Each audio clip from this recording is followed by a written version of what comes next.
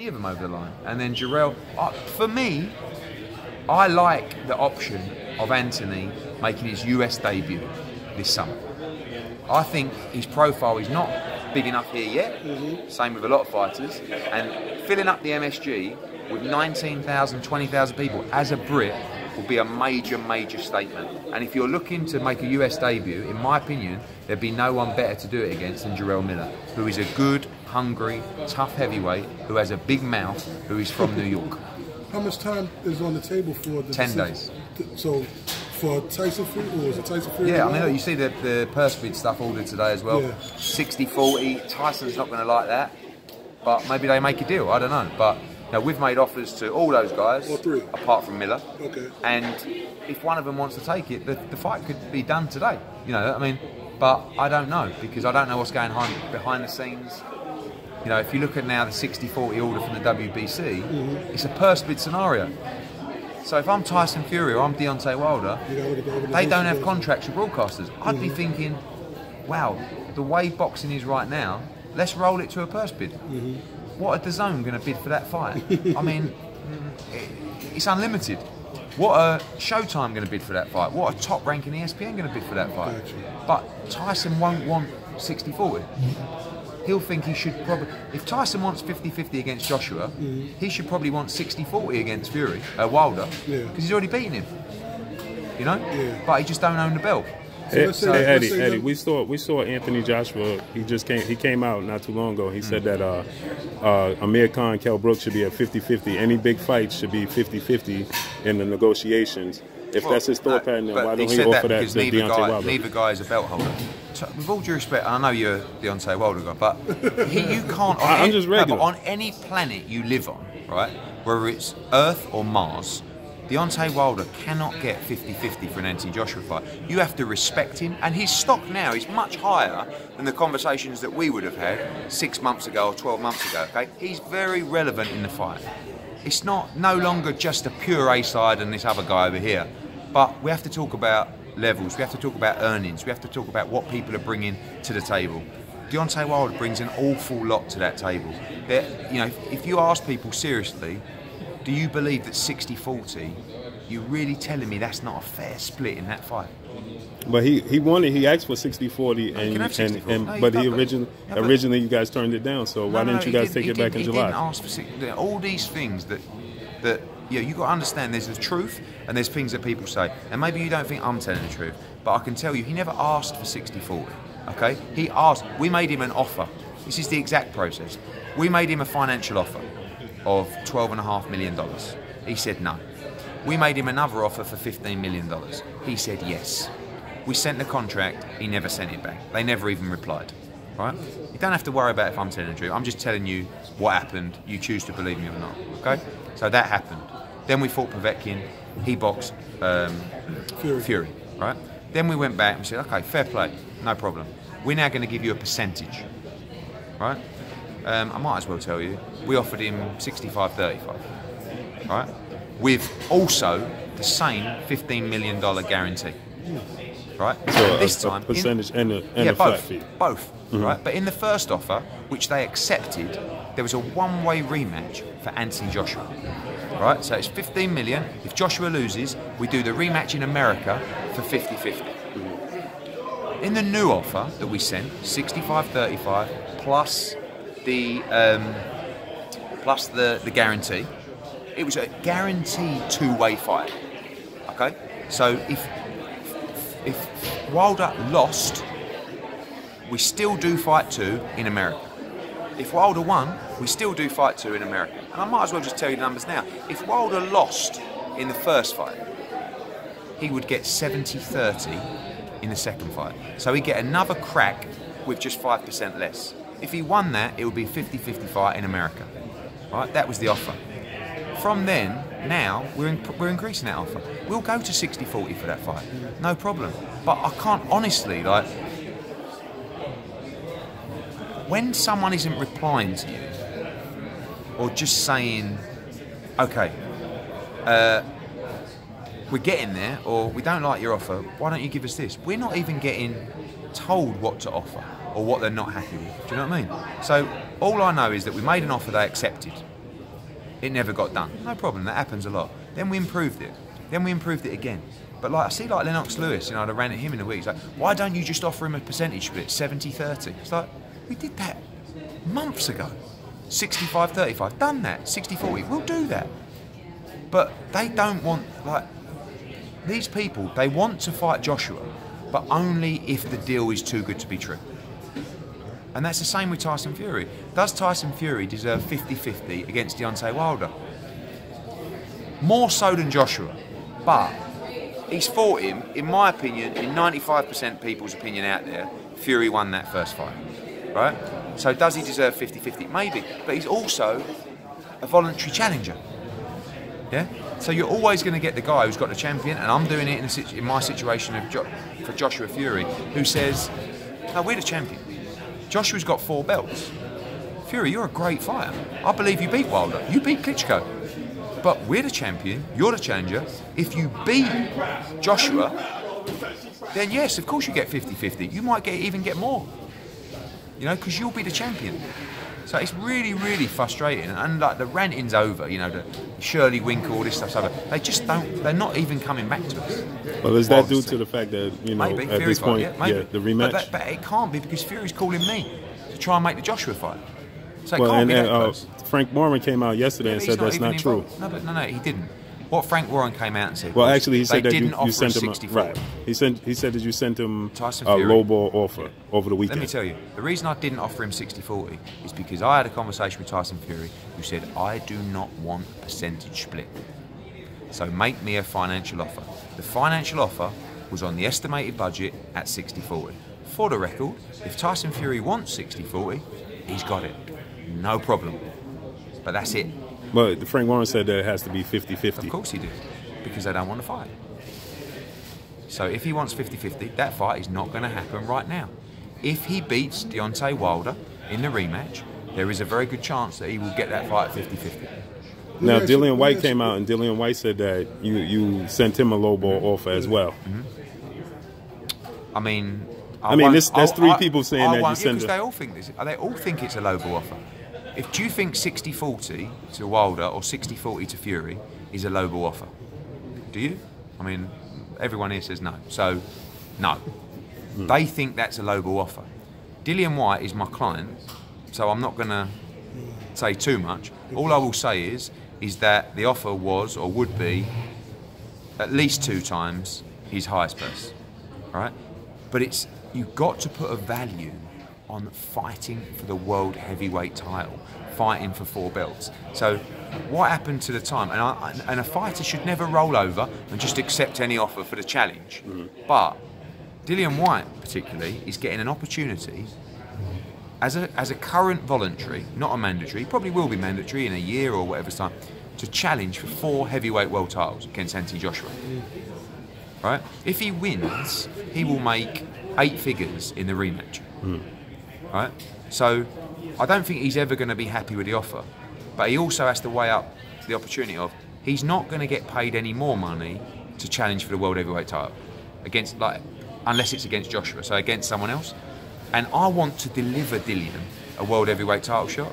He's my client, he's a friend, he's a great fighter. He's worked his way up from nothing to #1 contender.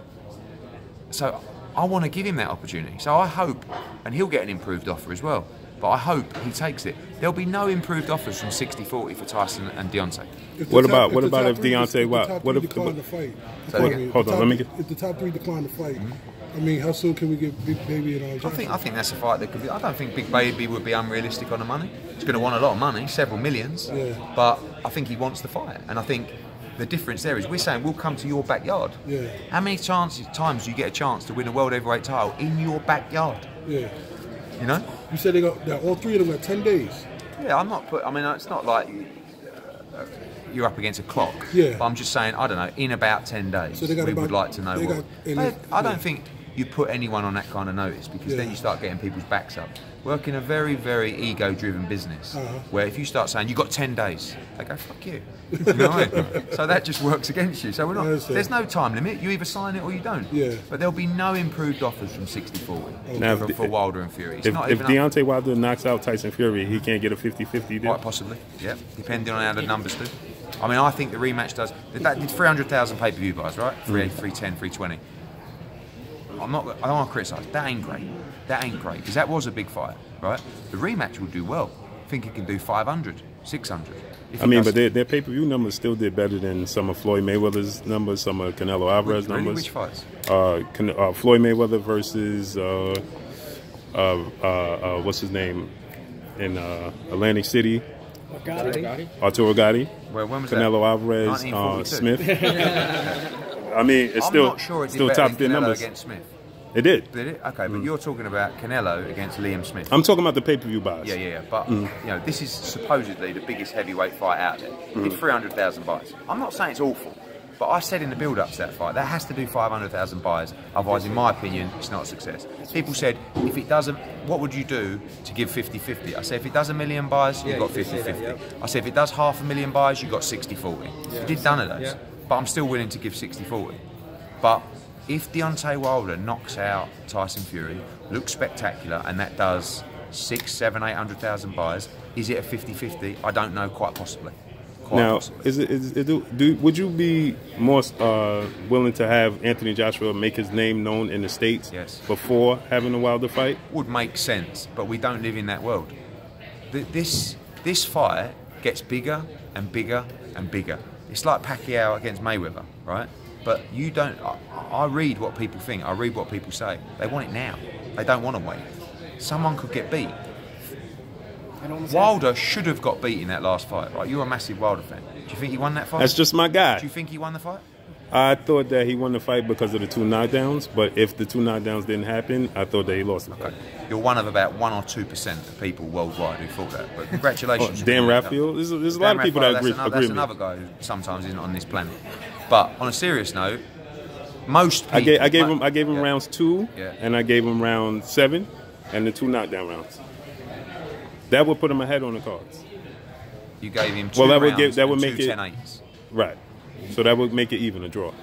Draw, yeah. So you thought it was a draw. Okay. Let's just say Wilder was lucky to get a draw out of that fight, right? So it could have all been over. You know, if he would have lost that fight, we've lost the undisputed fight for now. It's a brilliant fight. I can't stress enough, Deontay Wilder is a brilliant fighter. He's entertaining. Technically, I don't think he's great, but he's punches very, very hard. He's always exciting. And him against Joshua, you know, Tyson Fury says he was unconscious for 3 or 4 seconds in that 12th round. Don't actually believe him, but someone will be unconscious for 3 or 4 minutes in Wilder against Joshua. It is the most brutal fight that I think the heavyweight division has seen for a long, long time. I want to see it. But it will get bigger and bigger and bigger. Like, how much bigger is Wilder Joshua now than it was 6 months ago? It's bigger. In 6 months, it will be even bigger. But we can't just wait and let it, you know, fizzle out, because someone will get beat, someone will look bad. Like, now's the time, in my opinion. The next fight is the time to make it. I think right now, the chances of Wilder fighting Joshua in April are about 5%. The chances of Fury fighting AJ next are about 40%. I actually think there is. Tyson's capable of doing anything. He's capable of phoning me up this afternoon and going, let's go. Yeah? The chances of him fighting DILLIAN Whyte are probably 60%. So all these fights can happen, but right now, the most frustrating thing is I don't even get a reply or a conversation from Wilder's team. You know, if we talk here about 60-40 for Deontay Wilder, do you really think that's a terrible offer, or an offer that doesn't even warrant a conversation? So I think at the end of the day, Al Heyman doesn't want this fight, because Al Heyman is aligned to Showtime and Fox, and there is a situation that this fight, you know, the people that would pay the most money for this fight, the most guaranteed money, is DAZN. Al Heyman, for Deontay Wilder to go on DAZN, is an absolute nightmare for him. Nightmare. And I don't blame him for that, because I've been in a similar situation in my past where I don't want a DAZN fighter to go on Showtime or Fox. People say, "Oh, that's bad for the sport." Mate, that's business. Do you think Bob Arum wants Lomachenko to go on Fox? We've got a purse bid with Lomachenko against Crolla. If that goes to purse bid and I win, Lomachenko's on DAZN for that fight. That's a nightmare for Top Rank and ESPN. That happens, and we may get a position in time where Joshua goes to a purse bid and he goes on Showtime or something like that. That's just the business. But you can't say that Al Heyman wants Deontay Wilder to box Joshua on DAZN? Of course he doesn't. It doesn't have to be on DAZN. I'm just saying that they will pay more money than anybody else. So when we look at the financials of the show, when there's a split of a show and there's 2 fighters owning the financials of a show, the job of a promoter is to maximise the revenue for a fighter. So who's going to pay the most money? Right. It's pretty strict. I heard you say that Joshua could fight on other platforms if you know it's a bidding war to get him. Yes. So is it a possibility that we could get it a split, like something like Mayweather Pacquiao on DAZN and but on the problem Showtime? is when you've got one pay-per-view platform and one subscription platform, you're paying. If Joshua Wilder lands on DAZN, you get it for free as part of your subscription for $9.99 a month. If it lands on Showtime, you're paying $100 for that one fight. Right? So you can't say, well, both run it, because everyone's going to watch it on. Showtime wouldn't have that. Right. We don't. I don't mind that, because I think everyone will watch it on DAZN because it's like $90 cheaper. Right. So I don't know. Well, listen, if Showtime come up with more money than DAZN for that fight, we can do it on Showtime, but they won't and they can't. So, and did you underestimate the landscape of the media market in the States? Because I saw that when you did an interview and you said that it's totally different. You're starting to see that it's totally different placing fights in the States. It was when you did the car. You was on an interview with Coogan Cassius, and you said that you're starting to see that it's totally different. That the fans come in late. The ticket sales. I didn't underestimate it. Was I naive? Maybe. Just I was probably a little bit uneducated. But you learn as you go. You can't just expect to come into a new market and understand how everything works. I mean, I'm good, but I'm not that good. But like I'm learning things like fans aren't necessarily aware of who these fighters are and who is on the card. Kansas was the interview you're referring to, right? So we had 4,000 tickets sold in Kansas. Half of them came to watch Nico Hernandez, who was in an 8-rounder. Right? Wow. So he boxed, at the top it went Jarrell Miller, Clarissa Shields, Nico Hernandez. Nico Hernandez boxed, 2,000 people went home. Right? Before the co-main event and before the main event. Right? Now people say, well, Jarrell Miller and Clarissa Shields, they're just not big draws then. It's like, they are big draws, but I don't even know if those people knew that there was a couple of fights after that. But isn't that the same testament to Deontay Wilder as well, though? Because the market is different, so he's not doing the same numbers as Anthony Joshua does over in the UK. No, he's the world heavyweight champion in America. He's good looking, Deontay. He's exciting. He's a very good fighter. He has a great backstory, and he's the world heavyweight champion from the US. He should be a walking god in this country. Why do you think he isn't? Because a number of reasons. Boxing isn't interpreted and respected and absorbed in the same way by the public. I think promotionally they've done a very poor job on Deontay Wilder. Deontay Wilder is an excellent self-promoter, right? He does loads of media interviews, he talks really well, he's bright, but you can't rely on yourself to promote all the time. You have to have a consistent marketing tool and machine that is churning stuff out for you all day when you're sleeping. Yeah, he does everything himself, and I get told off by Tim Smith from the BBC with this because it's like, oh, we do a great job for him, and okay, but he's doing everything. You look at his Instagram, he's the one driving that. He's doing these interviews, he's creating he's going on your play, he's going on Boxing Voice. Like, these are small outlets, and he's choosing to do it to promote himself. Well, I'm a big platform. Yeah, are you? Okay. But he's a excellent self-promoter, really good. But that's another reason why he should be huge.